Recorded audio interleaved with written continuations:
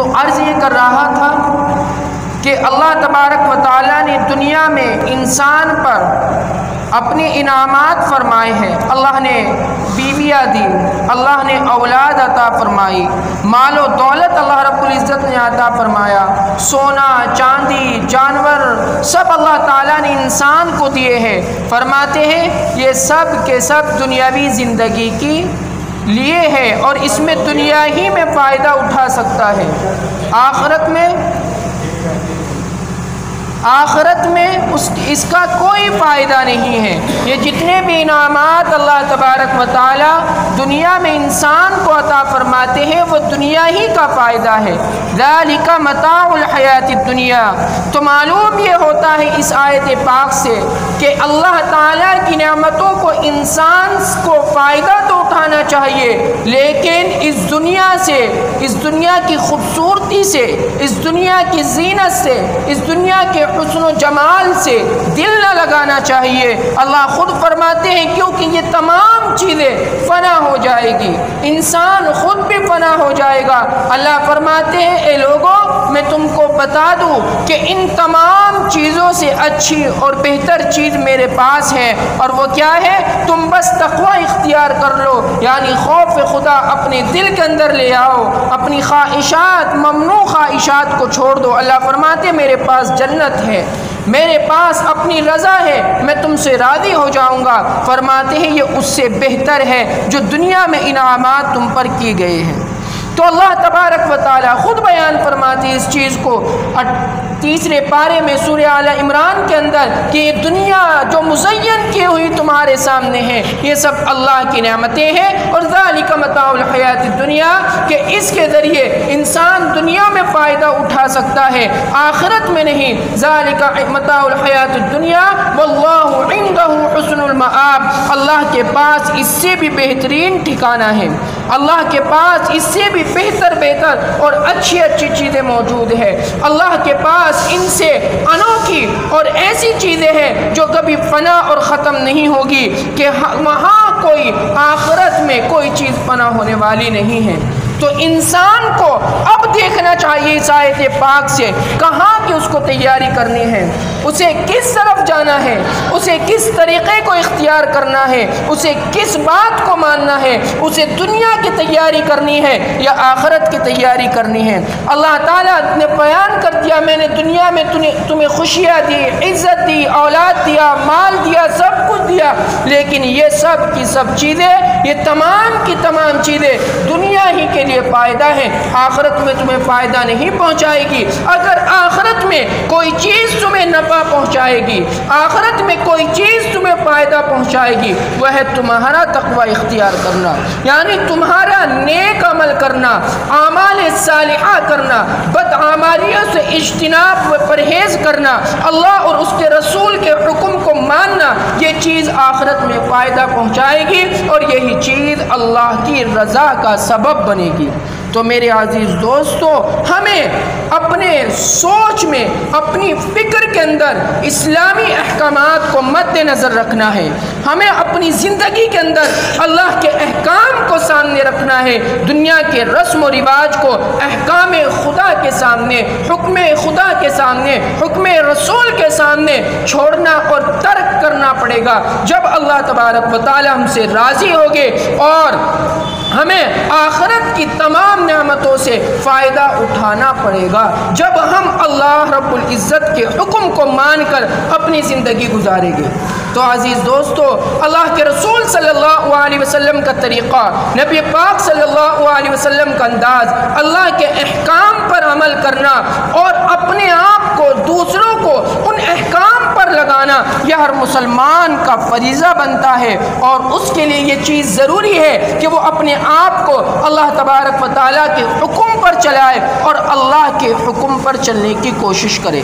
تو عزیز دوستو، یہی چیز، اصل چیز یہی ہے کہ ہم اپنے آپ کو اللہ اور اس کے رسول کے طریقے پر لگائیں اور اس پر چلنے کی کوشش کریں. یہی چیز ہے. دنیا سب ختم ہو جائے گی، ہر چیز فنا ہو جائے گی. ہم روز دیکھتے ہیں، ہم ہر بار دیکھتے ہیں کتنوں کو ہم قبرستان چھوڑ کر آئے، اس دن کبھی سوچ بھی لینا کہ ایک دن وہ ہوگا لوگ ہمیں لے کر آئیں گے اور ہمیں دفن کر دیں گے، اسی طرح جیسا کہ آج ہم لوگوں کو دفن کر رہے ہیں، اور پھر میں جتنے لوگ آئے ان میں سے 2-4 ہیں کبھی ہماری قبر پر، ہمارے مزار پر آ کر، ہماری تربت پر آ کر کچھ سورہ فاتحہ اور ایصال ثواب کر دے، ورنہ کوئی نہیں آنے والا ہے۔ اگر اولاد نیک ہوئی، بچے نیک ہوئے، آ کر وہاں کچھ ایصال و ثواب کر دیں گے، گھر میں بیٹھ کر تلاوت کلام اللہ کر کر ہمیں ایصال ثواب پہنچا دیں گے، ورنہ میرے دوستو کوئی نہیں آتا۔ بہت لوگوں کو دیکھا ہے، کتنا ہی کوئی ہم کسی سے محبت کرے یا کوئی ہم سے کتنا ہی محبت کرے، لیکن دفن تک، ان رسم و رواج تک، ان وقت تک محدود رہتے ہیں جب تک کہ دفن نہیں کر دیتے، پھر اس کے بعد میرے دوستوں وہاں کوئی رکتا نہیں ہے۔ اپنے ہم سوچے، ہم کبھی رات کو لیٹ کر سوچے، ایک وقت یہ ہوگا آج ہم بستر پر سو رہے ہیں، ہم کولر اور اے سیوں میں سو رہے ہیں، سردی لگ رہی ہے تو ہم نے ہیٹر لگا کر سو رہے ہیں، ایک وقت وہ ہوگا کہ ہمارا بستر بھی مٹی ہوگی، ہمارے اوپر چادر بھی مٹی ہوگی، تکیہ بھی مٹی ہوگا، اس کے علاوہ کچھ نہیں ہوگا۔ کوئی کتنا بھی بڑا شہنشاہ ہو، کتنا ہی بڑا دولت مند ہو، کتنا ہی بڑا شہرت والا ہو، کتنا ہی بڑا آدمی ہو، سونے کے جہاز اس کے پاس ہو، سونے کی بلڈنگیں اس کے پاس ہو، لیکن جب موت آ جائے گی وہاں سب کو ایک ساتھ سونا پڑتا ہے، غریب ہو، امیر ہو، فقیر ہو، شہنشاہ ہو، بادشاہ ہو۔ بڑے بڑے بادشاہ آئے، بڑے بڑے عمرا آئے، بڑے بڑے شہرت یافتہ لوگ آئے، لیکن جب موت آئی تو پھر کہاں سوئی؟ اسی مٹی کی چادر میں، اسی زمین کے نیچے، اسی قبر کے اندر ہر انسان کو سونا ہے۔ اس وقت کی فکر کرے کہ جب قبر میں انسان داخل ہوگا، قبر پکارتی ہے روزانہ انسان کو، اور جب قبر میں آتا ہے فرماتے اگر نیک انسان ہوتا ہے، اچھا انسان ہوتا ہے، نیک عمل کرنے والا انسان ہوتا ہے، تو قبر کہتی ہے آجا آجا، مرحبا مرحبا، میں تو تیرا انتظار کر رہی تھی، میں تو چاہ ہی رہی تھی تو جلدی آ، میں تو تیری منتظر تھی، کیونکہ دنیا میں جتنے لوگ چلتے تھے تو مجھے سب سے زیادہ اچھا تھا، تو میرے نزدیک سب سے زیادہ نیک تھا، میں تجھے پسند کرتی تھی۔ انسان اس کو قبر میں رکھ دیتے ہیں، مٹی ڈال دی جاتی ہے، قبر اس کے لیے کشادہ ہو جاتی ہے، جنت کے دروازے اس کے لیے کھول دیے جاتے ہیں، نم بالعروس، وہ دلہن کی طرح وہاں سو رہا ہوتا ہے، اور فرماتے ہیں کہ اگر انسان بد ہوتا ہے، برا ہوتا ہے، نیک نہیں ہوتا، بدعمالیوں کے اندر زندگی گزارتا ہے، قبر کہتی ہے آجا آجا، میں تیرا انتظار کر رہی تھی، تو ہی وہ بدتر ہے جو اس دنیا میں زمین پر مجھے سب سے زیادہ منحوس اور برا آدمی نظر آتا تھا، اب ذرا آجا۔ قبر میں جب اس کو رکھ دیتے ہیں تو قبر چاروں طرف سے پھنس جاتی ہے اور اس کی پسلیاں ایک دوسرے میں گھس جاتی ہے، اب وہ تڑپتا ہے اور وہاں کا عذاب، قبر کا عذاب انسان پر شروع ہو جاتا ہے۔ میرے عزیز دوستو، دنیا فنا ہوگی، دنیا ختم ہوگی، دنیا چلی جائے گی، ہمیں دنیا میں نہیں رہنا ہے، حد سے 60 70 80 90 جو زیادہ ہی جی لے 100 سال، پھر اس دنیا سے پھر جانا ہے، کتنی ہی زندگی جی لے، کل جب قیامت کے دن بارگاہ الہی میں انسان پیش ہوگا، اللہ رب العزت کا دربار لگا ہوا ہوگا، اللہ رب العزت سامنے ہوگے، پوری انسانیت، عالم انسانیت اللہ کے سامنے حساب و کتاب دے رہی ہوگی۔ اللہ فرماتے ہیں میں پوچھوں گا ان سے کہ تم دنیا میں کتنے دن رہے، تو کہے گے قالوا لبثنا یوما او بعد یوم، کچھ لوگ کہیں گے اے اللہ ہم پورا ایک دن پوری دنیا میں رہے ہیں، کچھ کہیں گے نہیں نہیں یا اللہ ایک دن بھی نہیں بلکہ ہم آدھا دن اس دنیا میں زندگی گزاری ہے۔ قالوا لبثنا یوما او بعد یوم، اللہ کہے گے اے لوگو تم نے کتنا گھاٹے کا سودا کر لیا، صرف ایک دن کے لیے تم نے اپنے رب کی نافرمانی کری، تم نے ایک دن کے لیے اللہ کے حکم کو چھوڑ دیا، جو کہے گے آدھا دن، ارے تم نے آدھے دن کے لیے اللہ کے حکم کو ترک کر دیا، اس کی کوئی ویلیو نہیں سمجھی، اس کی کوئی اہمیت نہیں سمجھی، صرف تم نے آدھا دن جینے کے لیے، صرف ایک دن کی زندگی کے لیے جو آخرت کے مقابلے میں آدھا دن اور ایک دن کے مقابلے ہوگی، تو تم نے اتنا کچھ خرچ کر دیا، اللہ کے حکم کو بالکل برخاست کر دیا اور دنیا کی رسم و رواج میں تم پڑ گئے، اللہ کو بھول گئے۔ میرے دوستو، یہ قرآن کہتا ہے، یہ اللہ رب العزت اپنے قرآن میں بیان کر رہے ہیں کہ اس انسان کا قیامت کے دن کیا مقام ہوگا۔ یہ ہوگا کہ میں دنیا میں آدھے دن جی کر آیا، میں دنیا میں ایک دن جی کر آیا، یہ انسان کی حال ہوگی، اور صرف اس لیے اپنے رب کے حکم کو آج چھوڑا جا رہا ہے، اپنے رب کے حکم کو ترک کیا جا رہا ہے، اپنے رب کے حکم کو فراموش کیا جا رہا ہے اور فنا کیا جا رہا ہے، صرف اس لیے اس چھوٹی سی دنیاوی زندگی کے لیے جو بہت ہی مختصر اور بہت ہی چھوٹی سی زندگی ہے۔ عزیز دوستو، اس لیے کہتا ہوں کہ وہاں کی تیاری کر لو۔ دنیا میں اللہ کتنی ہی نعمتیں دے دے، جہاز دے دے، سونے کے پہاڑ دے دے، چاندی کے محلات تمہیں دے دے، لیکن یہ صرف کیا ہے؟ دنیا ہی تک محدود ہے۔ کوئی قبر میں اپنے سونا چاندی ساتھ لے کر نہیں جاتا، کوئی قبر میں اپنا مال و دولت ساتھ لے کر نہیں جاتا، سب یہی چھوڑ جائے گا۔ حرام کما لے، حلال کما لے، حلال طریقے سے کما لے، حرام سے کما لے، لوگوں کو دھوکہ دے کر کما لے، لوگوں کو دھوکہ دے کر حاصل کر لے، سب فنا ہونے والی چیز ہے۔ ابھی کا واقعہ ہے، بہت اس وقت سوشل میڈیا پر اڑ رہا ہے، باپ کا انتقال ہو گیا، بیٹا قبر میں رکھ رہا ہے، چند لوگ آس پاس موجود ہے، تو بیٹا کتنی بڑی خرافات کر رہا ہے۔ آج ہمارا حال ہے، آج ہم دولت کے لیے ہر انسان کے حق کو ختم کر دیں گے، فنا کر دیں گے، حرام مال آئے حرام آ جائے، موت کا دوستوں ہمیں ڈر نہیں ہے، اللہ کا ہمیں ڈر نہیں ہے۔ یہ تو ایک واقعہ ہے جس کی ویڈیو بن گئی، جو سامنے آ چکا، باپ کو قبر میں بیٹا خود اتار رہا ہے، اور جب قبر میں اتار رہا ہے وہیں باپ کا انگوٹھا کاغذات پر لگا رہا ہے، ادھر انگوٹھا لگاتا ہے، بیٹے کا بھی دم نکل جاتا ہے اور باپ ہی کی قبر میں اب مردہ ہو جاتا ہے، مر جاتا ہے۔ بتائیے کس کے لیے اتنا بڑا دھوکہ دے رہا تھا؟ کس کے لیے کر رہا تھا کہ باپ نے ساری میراث جائیداد سب میرے نام کر دی، دوسرے کے حقوق کو ختم کر دیتا؟ میرے عزیز دوستو، کتنی افسوس کی بات ہے، کتنا بالکل بھی انسان کو اپنے رب کا ڈر نہیں رہا۔ اگر انسان کے دل کے اندر اللہ رب العزت کا ڈر پیدا ہو جائے تو ان دوستو سب چیز سنبھل جائے گی۔ کس کے لیے اس نے اتنا بڑا دھوکہ دیا؟ کس کے لیے؟ ادھر کیا اور ادھر ختم ہو گیا، فنا ہو گیا، نمٹ گیا۔ کہاں لے کر جائے گا اس دولت کو؟ کہاں لے کر جائے گا اس پیسے کو؟ کیا اب قبر میں وہ ساری زمین لے کر جائے گا، تمام جائیداد لے کر جائے گا؟ میرے دوستو نہیں۔ اس لیے کہتا ہوں، بارہا کہتا ہوں، بار بار اس طرف زور دیتا ہوں، اپنی اولاد کو دین ضرور سکھا دو، اپنی اولاد کو دین کی طرف راغب ضرور کر دو، اس دین سے انہیں مزین اور آراستہ کر دو۔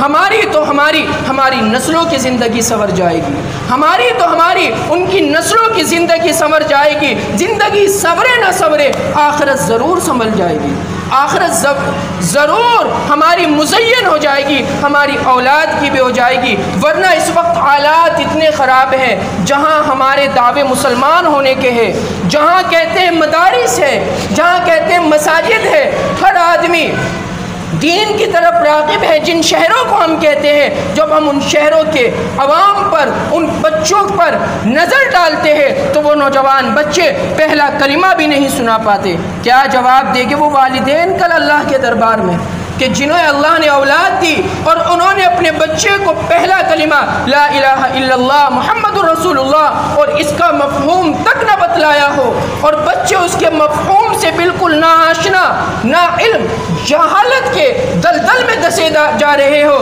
کل قیامت کے دن وہ والدین اللہ رب العزت کو کیا جواب دیں گے؟ کیا یہی جواب دیں گے اللہ ہم کیسے سکھاتے ہیں؟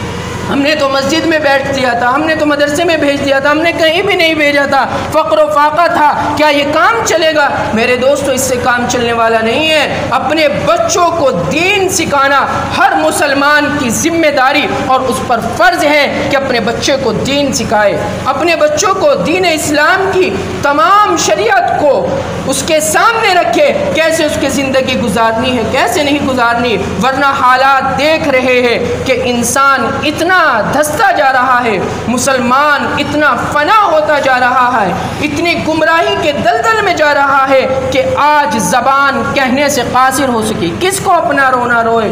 میں رونا اپنا روتا ہوں تو وہ ہنس ہنس کے سنتے ہیں کہ انہیں دل کی لگی ایک دل لگی معلوم ہوتی ہے۔ یہ دنیا اہل دنیا کو وسیع معلوم ہوتی ہے، نظر والوں کو یہ اجڑی ہوئی معلوم ہوتی ہے۔ میرے عزیز دوستو، کس کا رونا روئے؟ مسلمانوں، اس وقت امت کی فکر کرنا، اس وقت ہر مسلمان کی فکر کرنا، ہر بہن بیٹی کی فکر کرنا ہر مسلمان پر ضروری ہو گیا ہے کہ وہ اپنے آپ کی تو فکر کر رہا ہے، اب اسے چاہیے کہ اپنے گھر والوں کی، اپنے محلے کی بیٹیوں کی، بیٹوں کی فکر کرے۔ کیا انہیں کلمے تک بھی آج یاد نہیں ہے؟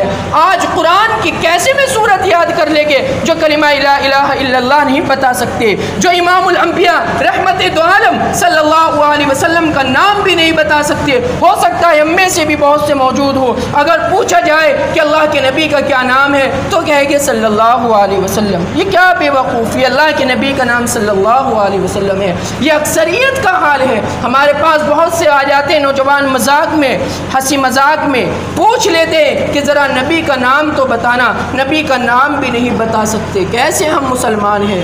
شور ہے ہو گئے دنیا سے مسلمان نابود، ہم یہ کہتے ہیں تھے بھی کہیں مسلم موجود، وضع میں تم ہو نصارہ تو تمدن میں حنود، یہ مسلمان ہیں جنہیں دیکھ کے شرمائے یہود، یوں تو سید بھی ہو، مرزا بھی ہو، افغا بھی ہو، تم سبھی کچھ ہو، بتاؤ تو مسلمان بھی ہو۔ جن لوگوں کو اپنے حبیب محمد الرسول اللہ کا نام یاد نہ ہو، ان صحابہ کا نام یاد نہ ہو جن پر اسلام کی اللہ تعالیٰ نے بنیاد رکھ دی ہے، تو کیا مسلمانوں ہمارا ہوگا؟ اگر کوئی غیر ہم سے پوچھ لے، ہم نظریں نیچے جھکائے بیٹھے رہیں گے، بتا نہیں سکتے۔ یہ حال ہمارا ہو رہا ہے۔ عزیز دوستو، اپنے معاشرے کو، اس سماج کو درست کرنا پڑے گا، اہل علم سے، دیندار لوگوں سے تعلق پیدا کرنا پڑے گا، اپنے آپ کو اللہ اور اس کے رسول کے علم کو سیکھنا پڑے گا۔ ایسا نہیں کہ ہم بے سیکھے چلے جائیں اور اللہ کے دربار میں کیا جواب دے؟ میرے دوستو، کوئی جواب نہیں دے سکتے اگر اللہ نے لے لیا، سوال کر لیا۔ تو عزیز دوستو، اس علم کو، اس دین کو، اس قرآن کو ہمیں سیکھنا پڑے گا۔ ہم ہفتے میں ایک دن آگے، کیا یہی ہمارے لیے کافی ہے؟ کہ ہمارے پاس صرف ہفتے میں جمعہ ہی فرض ہے؟ اللہ تعالیٰ نے 5 نمازیں ہم پر فرض فرمائی ہے، ہم ہفتے میں جمعے کے دن آئے اور وہ بھی جمعہ پڑھے فوراً یہاں سے نکل لیے، کیا یہی ہمارا دین ہے؟ اسی لیے میرے دوستوں، ہم دنیا میں ذلیل اور رسوا ہو رہے ہیں۔ کیا نہیں ہو رہا ہے؟ اب زمانہ ہے، 2-4 دن کے اندر کیا واقعہ پیش آیا آپ سب جانتے ہوگے، ہم نہیں جانتے۔ کیا پتہ اگلا نمبر کس کا ہو، میرا ہو، آپ کا ہو، کس کو کس جرم میں اٹھا کر اندر ڈال دیا جائے، کون کیا کر لے گا؟ سب چوڑیاں پہنے ہوئے خاموش بیٹھے رہیں گے، کوئی کچھ نہیں کر سکتا۔ حکومت ظالموں کی ہے، ظالم حکمراں ہے۔ وجہ کیا ہے؟ کہ جب انسان بدعمالیوں کی طرف مبتلا ہوتے ہیں، جب نبی پاک صلی اللہ علیہ وسلم کی امت برائیوں کے اندر مبتلا ہو جاتی ہے، اللہ کے حکم کو ترک اور ختم کر دیتی ہے، پھر اللہ تعالیٰ ظالم لوگ ان پر مسلط کر دیتے ہیں۔ ورنہ وہی ہم قوم ہے، ہم نے بادشاہت کی ہے۔ اقبال نے بہت اچھے نقشے کھینچے ہیں، لیکن اشعار سنانے کا وقت نہیں ہوتا۔ بہت بہترین تمدن آفری خلا کے آئینی جہاں داری، نہیں دنیا کے آئینے مسلم سے کوئی چارہ۔ تیرے پاس تہذیب ہے، تیرے پاس اخلاق ہے، تیرے پاس کردار ہے، سب کچھ ہے، لیکن آج تیرے پاس حکومت نہیں ہے، آج تیرے پاس طاقت نہیں ہے، آج مسلمان تو مغلوب ہو چکا۔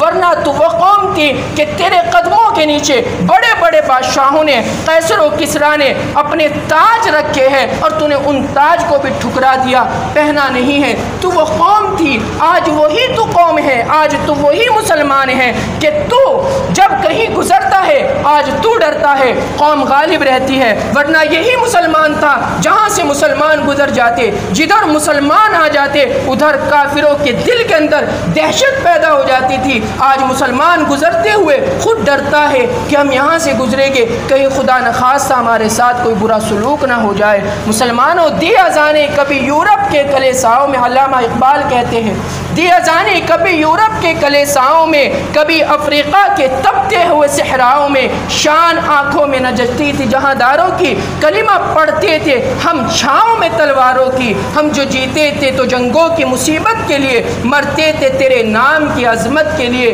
ٹل نہ سکتے تھے اگر جنگ میں اڑ جاتے تھے، پاؤں شیروں کے بھی میدان سے اکھڑ جاتے تھے، تجھ سے سرکش ہوا کوئی تو بگڑ جاتے تھے، تیغ کیا چیز ہے ہم توپ سے لڑ جاتے تھے۔ یہ مسلمان تھا، آج یہی مسلمان ہے، اس کی نمازوں کی لالے ہے، کیا وہ تیر و تلوار سے لڑ لیں گے؟